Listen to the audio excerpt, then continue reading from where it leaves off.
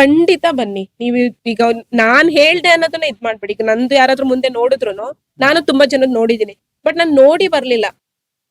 ನಂಬಿಕೆ ಯಾಕಂದ್ರೆ ಇನ್ನೊಬ್ರು ಹೇಳಿ ಬರ್ತಾರೆ, ಇನ್ನೊಬ್ರು ನೋಡಿ ಬರ್ತಾರೆ. ಆದ್ರೆ ನಂಬಿಕೆ, ನಾನು ಹೋಗ್ಲೇಬೇಕು ಆ ಸ್ವಾಮಿ ಸನ್ನಿಧಿಲಿ ಹೋಗ್ಬಿಟ್ಟು ನನ್ನದು ಏನಿದೆ ಕಷ್ಟ ನಾನು ಅಷ್ಟನ್ನು ನಾನು ಅರ್ಪಣೆ ಮಾಡ್ಕೋತೀನಿ. ದೇವ್ರೇ ನನ್ನ ಕಷ್ಟ ಎಲ್ಲ ಪರಿಹಾರ ಮಾಡು ಅನ್ಕೊಂಡ್ ಬಂದ್ರೆ ಎಲ್ರಿಗೂ ಒಳ್ಳೇದಾಗುತ್ತೆ. ಸೊ ಬೇರೆಯವ್ರಿಗಿಂತ ಸರ್ ಈಗ ನಾನೇ ಪ್ರತ್ಯಕ್ಷ ಸಾಕ್ಷಿ.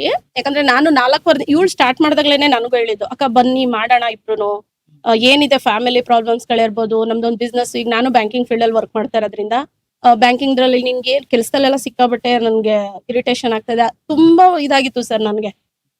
ಎಷ್ಟು ಡಿಸ್ಟರ್ಬ್ ಆಗಿದೆ ಅಂದ್ರೆ ನನಗೆ ಗೊತ್ತು, ಅದು ಅನುಭವಿಸಿರೋರ್ಗೆ ಗೊತ್ತಾಗತ್ತದು.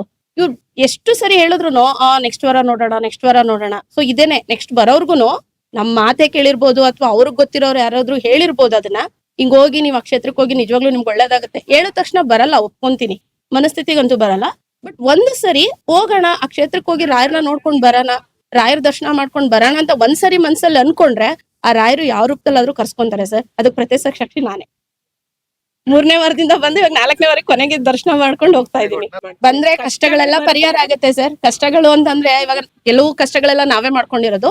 ಆ ಕಷ್ಟಕ್ಕೆ ಒಂದು ಅನುಗ್ರಹ ಬೇಕು ಅಂದ್ರೆ ರಾಯರ ಅನುಗ್ರಹ ಬೇಕೇ ಬೇಕು. ಅದನ್ನ ಪರಿಹಾರ ಆಗಿ ನಾವು ಹೊರಗಡೆ ಬರ್ಬೇಕು ಅಂದ್ರೆ, ನಮ್ದು ಸ್ವಯಂಕೃತ ಅಪರಾಧಗಳು ಏನಿರುತ್ತೋ ಅದರಿಂದ ನಾವು ಮುಕ್ತಿ ಹೊಂದ್ಬೇಕಂದ್ರೆ ರಾಯರ ಅನುಗ್ರಹ ಬೇಕೇ ಬೇಕು. ಸೊ ಅದರಿಂದ ಇಲ್ಲಿಗೆ ಬಂದ್ರೆ ಖಂಡಿತವಾಗ್ಲೂ ಒಳ್ಳೇದಾಗುತ್ತೆ ಸರ್.